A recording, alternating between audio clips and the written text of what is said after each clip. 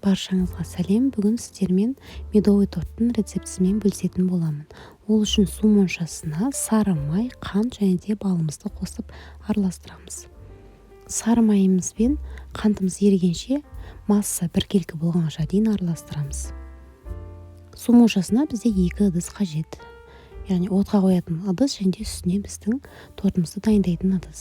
Міне біздің массамыз біркелкі болды. Осы кезде оған ас содасын қосып жақсылап араластырамыз.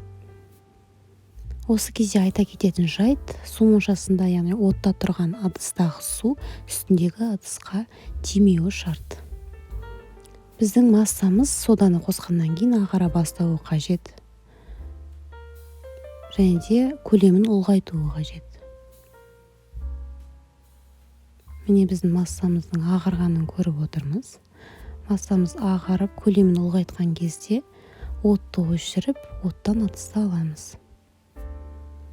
Бұл әлі ыстық, осы кезде жақсылап араластырып, 2 жұмыртқаны бір-бірден қосып, тез-тезден араластырып жібереміз. Әйтпесе ол массаның ішінде пісіп кетуі мүмкін.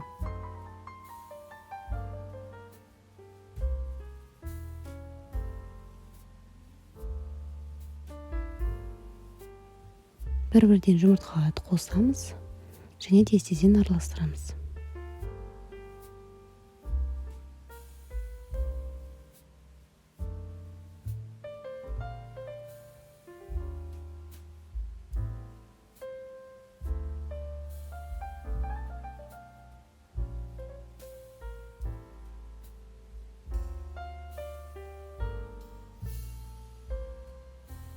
Келесі кезекте електен өткен ұнымызды қосамыз және де жақсылап араластырып, жұмсақ қамыр илейміз.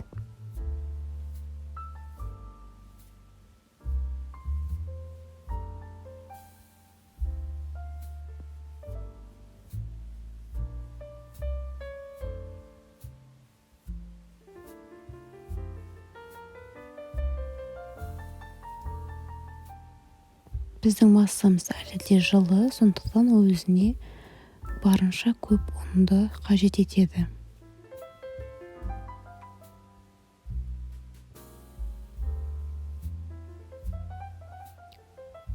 Осындай жұмсақ, әдемі қамыр шығады. Қамырымыздың түсі біздің балымыздың түсімен сәйкес келеді. Қамырдан осындай рулет жасаймыз.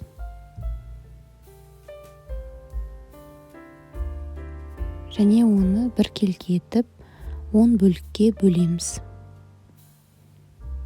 Әрқайсысын жеке-жеке пергамент қағазына жаямыз.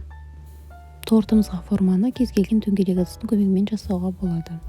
Және корждарды 180 градуста пеште 2-3 минут пісіреміз. Піскеннен кейін шеттерін жеке жинаймыз, ал корждарды бөлек жинаймыз.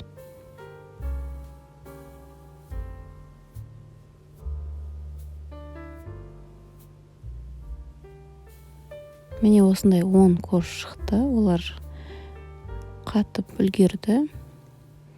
Корждарды жеке жинадым, ал шеттерін жеке жинап қойды.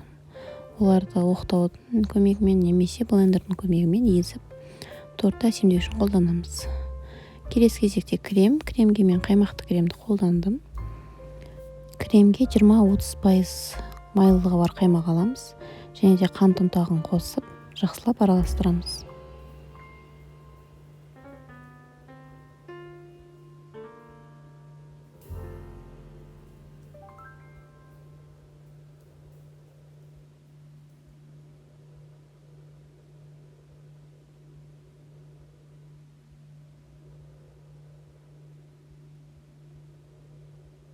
Корждарды жинайтын ыдысымызға осы кальцоны немесе форманы пайдалануға болады. Менде форманың диаметрі 22.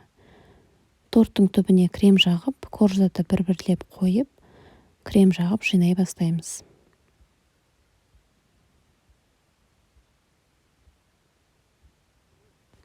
Корждардың бетіне кремді біркелкі барлық корждың бетін жабатындай етіп жағамыз.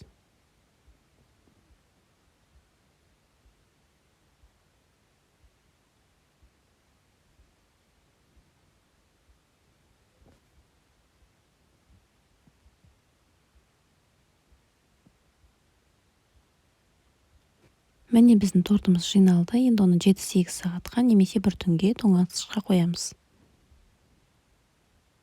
Тоңазытқыштан шыққан тортымызды осылай әсемдейміз. Кремі сіңіп, дәмі өте керемет болып шықты. Баршаларыңызға жасауға кеңес беремін. Видеом ұнаса, каналға жазылып, лайк басып, пікір қалдыруды ұмытпаңыз.